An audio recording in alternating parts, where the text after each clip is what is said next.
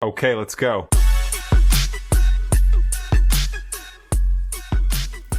Welcome back to Purple Lipstick on a Pigskin podcast. I'm your quarterback, Shelley. Here we are fueled by faith, hope, and love. Not only for our passion for Minnesota Viking football, but for life. I want to ask you a question right away. Have you ever had an aha moment in your life? Maybe you've never really thought about it. Most of us have probably had one. I want you to think about that. What's your aha moment? And then our guest interview, Kondrich, will tell you about his aha moment in life, and you won't believe the doors it's opened and where he's taken it. Plus, he'll give a lot of inspiration. So hang on for that. Let's talk some Viking news, past, present, what's going on, heading into another international game overseas. How'd you like getting up early? 8:30 again this week. I had the coffee and the Spam going. What's your favorite breakfast? What are you going to be doing? I made some turkey chili. Let's go. Let's find some positives while we're watching the game, all right? And have a good time. I thought our defense kept us in it, battling a couple big stops. And then we were able to put together some 2-minute drives despite being down a few guys up front, which is, never an excuse. Expect everybody to be ready to rock and roll and step in next man up. And had a chance to still win the football game in the end because our guys compete to the very end regardless of circumstances, and just didn't find a way to get it done. Credit to them for playing a good football game, winning the turnover battle, and their formula to win is that, and they were able to do that. Going to talk about negatives, although I don't like the word negative, but how about what hurt us in the Steeler game? Then we're going to also talk about the positives, because really today I really want to focus on the positives. And then we're going to head into our guest interview and get inspired. Now, 24-21. The score seems closer than what it really was. This is where we hurt. O-line. O-line. I mean, we have 3 starters out in our offensive line. Coming into the season, we were like, we're going to be one of the best offensive lines in the NFL. And I don't use injuries as an excuse, but reality is what it is. If you have 3 starting offensive linemen out, that hurts. And it hurt a lot. And Carson Wentz was hurt by it too, because he got sacked 6 times. So we need to find some consistency. Although, KOC, quarterback whisperer, always says, next man up.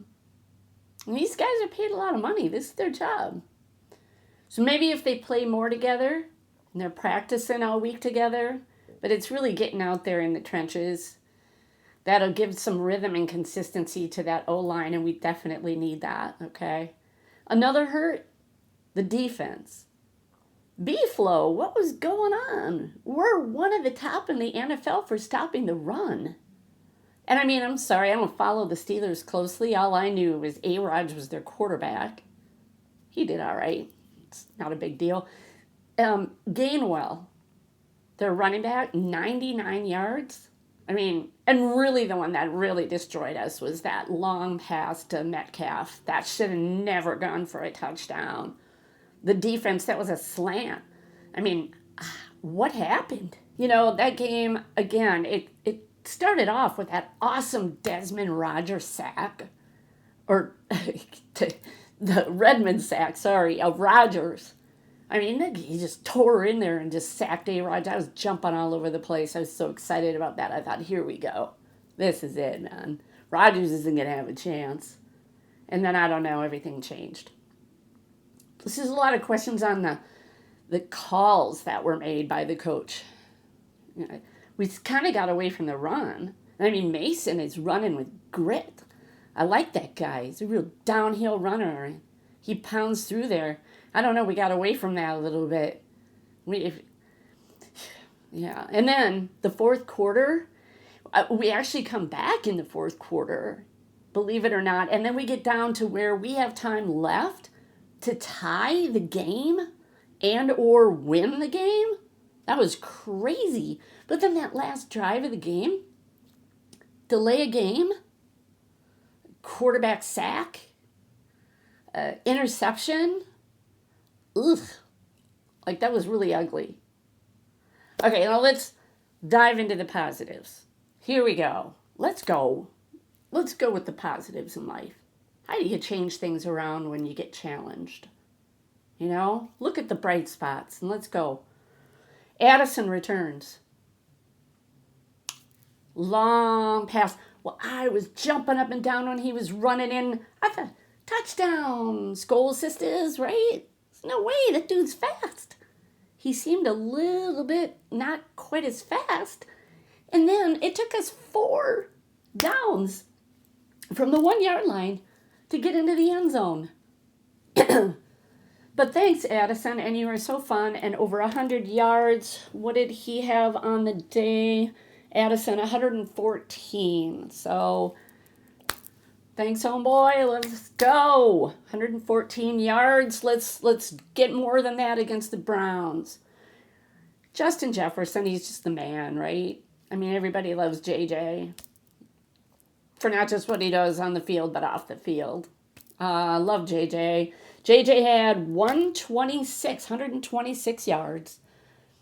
He's going to get up there again at the end of the year. Hopefully he gets up to 2,000 yards. Wouldn't that be cool? Or surpasses that. That would be awesome. And then and then Rodgers on defense again comes up with a huge block of a kick. So, you got to take some of the positives out. And even the grit and determination in the fourth quarter, these guys did not give up. They kept digging in. We came back. Most all of our points in the fourth quarter. Only had 6 points leading up to that. You're never going to win a football game with scoring 2 field goals and all the way into the depth of the fourth quarter. But I give them credit for the grit and determination that they continue to give. Now, injuries, again, going into the Cleveland game. I looked on my phone, and the injury report had just come out before we were doing the podcast. And, I mean, the list was like, yeah. I guess, again, I'm going to focus on a positive. Brian O'Neill on the O-line, at least it's just a sprain of the MCL. Nothing was torn or anything like that. So hopefully he can, I know they're working on it. He's practicing or whatever. Maybe it's a game day call. Okay. J.J. McCarthy is back practicing. He's practicing in London. Now, that's very cool. Most people are believing that he's not going to come into the game until after the bye week. And I know there's this J.J. or Wentz. It's still J.J. It's J.J. Why do you think we drafted him so high? He's got to get in there. He'll make it happen. He'll make it work. Do you think he'll come in this week if Wentz? I think they'll start Wentz. But if the game isn't going our way and Wentz isn't playing up to caliber, what do you think? Think they'd put JJ in? If he's well enough, I say go for it. All right. I just feel really good. Of course, I have my good luck charm on. I hope all of you are wearing yours during the Viking games and that. Never take it off. Leave it on. You know these Vikings. They got to have a lot of faith because they seem to come around or turn it around. But I think another international game overseas and what happened last week, I think London is going to bring us a win. My prediction this week, I was kind of off last week by quite a bit. But I'm predicting the Vikes 17-10. Because I heard Cleveland has a really good defense, pretty good defense. I also hear that they're starting their rookie quarterback. First game ever in the NFL. They're benching Flacco. That's a surprise call to me. Because against this Viking defense, and you're starting a rookie quarterback, first NFL game, we'll see what happens. Plus, Myles Garrett, another one of their big players, is also questionable with an ankle. So that's huge. So we'll see what happens with everything there.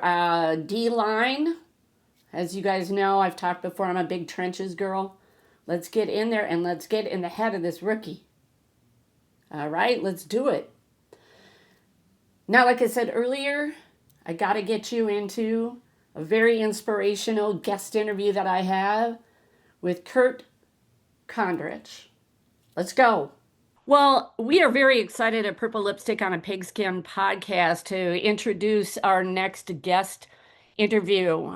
We are here today with Kurt Kondrich, and he is a dadvocate, which I love that term. It has such strength behind it. He is a dadvocate for Down syndrome awareness and pro-life initiative. So we're very excited to welcome Kurt. Minnesota fans, he lives in Pittsburgh. Oh, Hey, Kurt.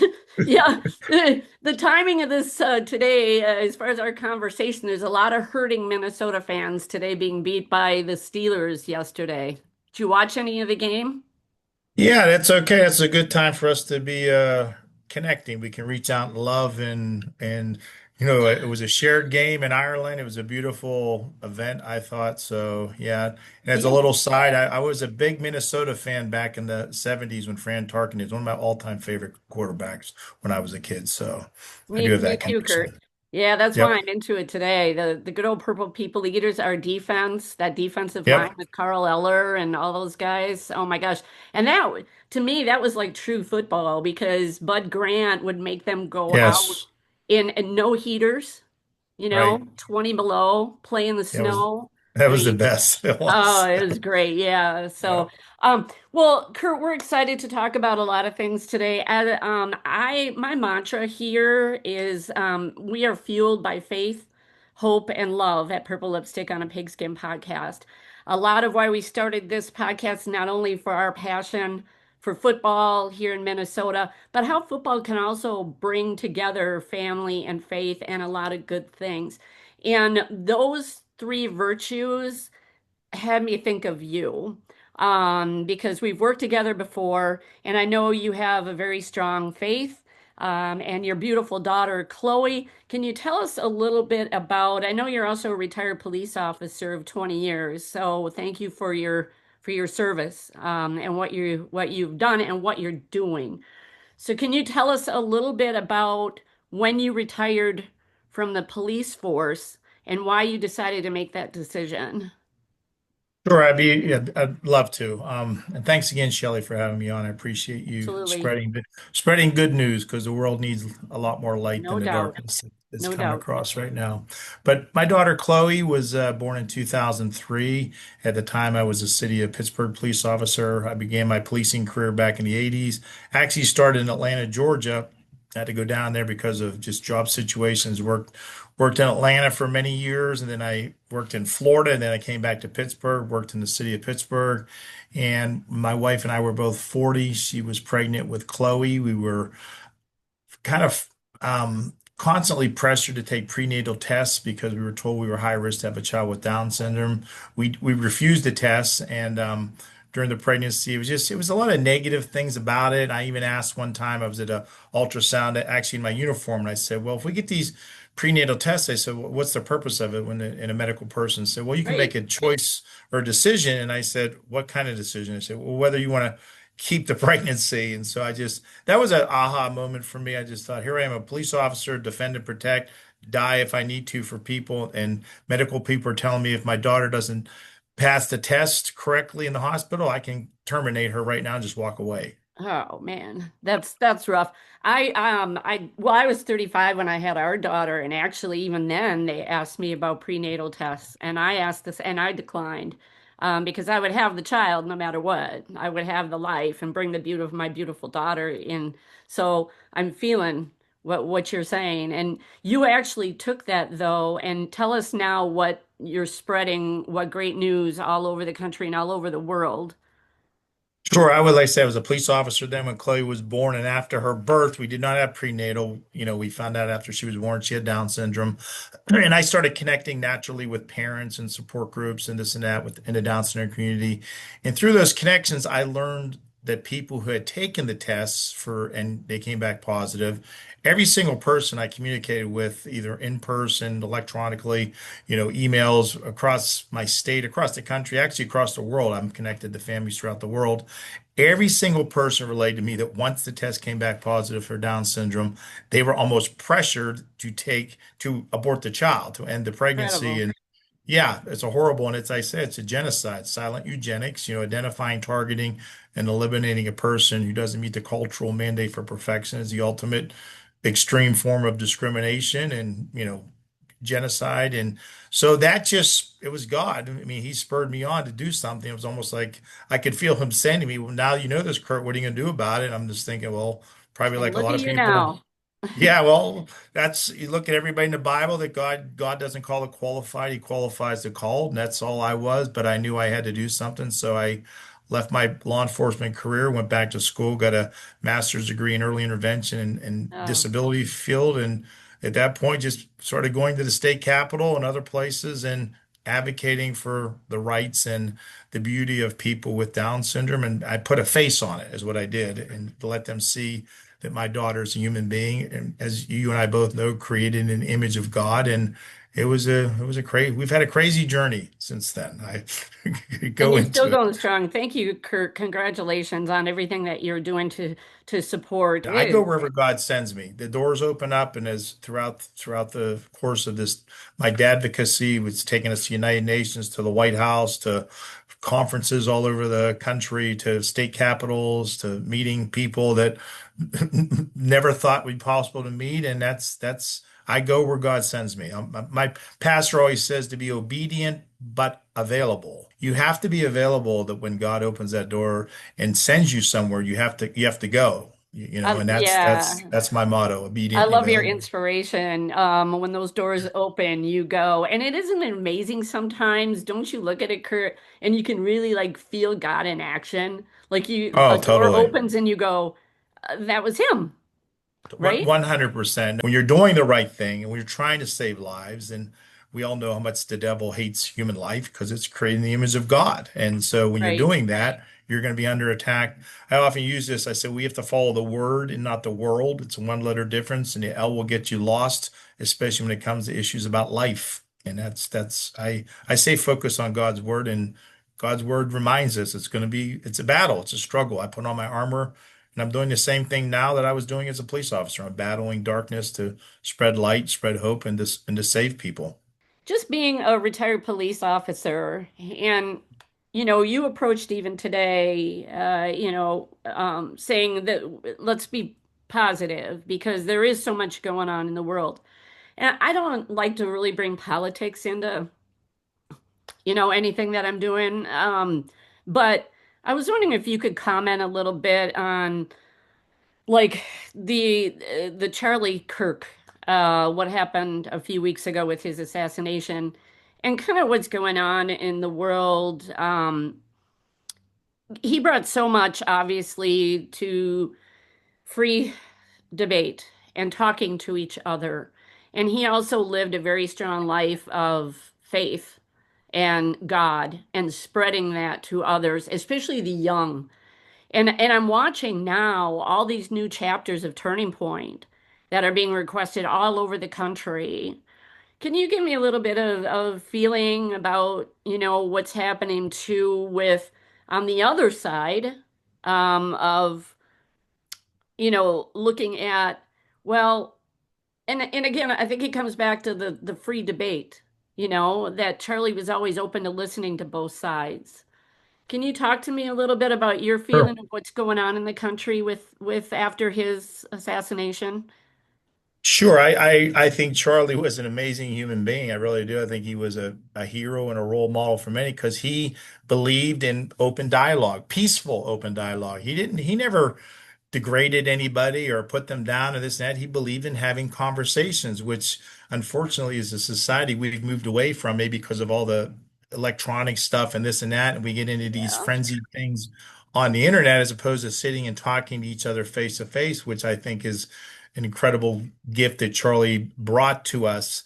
And the horrific action that took place. Violence is never the answer. That's the reality. I don't care. And this So is, like, true. yeah, and what I do as a advocate, I will share. It's not. I don't get involved with politics. I mean, I will talk to anybody, Republican, Democrat, Independent. I don't care. It doesn't matter to me. It's an issue of life. It's an issue of the dignity of human beings, and that is not. If that's political, then God help the person standing on the other side of that, because I believe in the gift of human life. And end of discussion. But we as a society things have to calm down, and they have to go back to Yes, this they do. civil discourse. When I was a police officer, I used to go into schools in the inner city once a week and do the DARE program. And one of the things I would write on the chalkboard for my classes, I would put the word anger up on the board, because anger leads in right now. What everything is caused by anger, road rage, this shootings, killings, anger. And then I would tell my DARE kids, I would say, I want you to look at this word anger, and then I would put the letter D at the beginning of it. I would tell them anger is one letter away from danger. Wow. So when you're Wow. consumed in anger, it leads you into areas of danger, and we see that the person that shot Charlie Kirk was very angry, but the anger fueled into danger and ultimately taking a innocent human life, beautiful person, and that's throughout what happened yesterday with the Church of Latter-day Saints. What happens all the time? The anger fuels the rage and the danger, and we as a society must disconnect from that. And we one of the things too is a policeman, you got to know who your enemy is. Our enemy is the devil.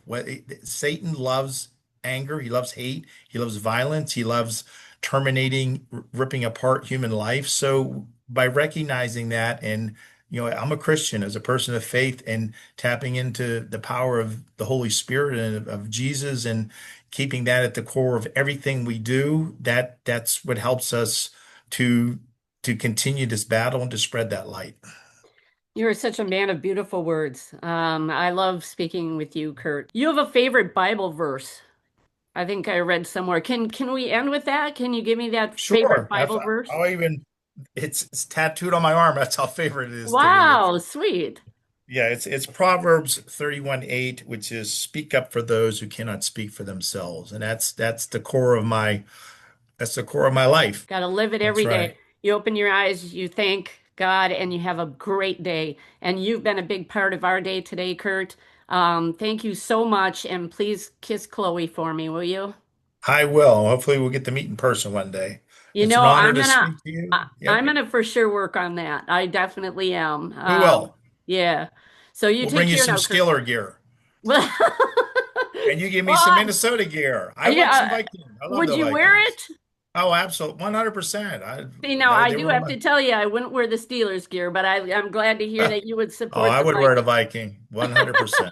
Yeah. I'll get it out to you, Kurt. All right. Okay. And That would be Chloe. awesome. Have a beautiful Thank day you. now. You too. Blessings. Thanks so Take care. much. God. All right, not much else I can say after that because that interview speaks for itself. It's Down Syndrome Awareness Month. Get to our website, purplelipstickpodcast.com. Support. We'll have a link on there from Kurt's nonprofit that he works with. Let's support. Michaela Holmgren is on there. Her big fashion show's coming up in October. Watch for my next podcast out of the gold box. I'm going to have a wonderful surprise there. We are partner in Hope with St. Jude. So please, oh, and don't forget, in my gold box, these purple stud earrings. If you get to our website, click on the contest page, you can win these to go with your Viking gear, SKOL sisters. Or maybe you SKOL dudes will win a pair and give it to your wife or girlfriend. Wouldn't that be a great surprise, huh? So we'll see you there at our website, purplelipstickpodcast.com. And we'll look forward to seeing you on the next Purple Lipstick on a Pigskin podcast. Right now, I gotta make the call.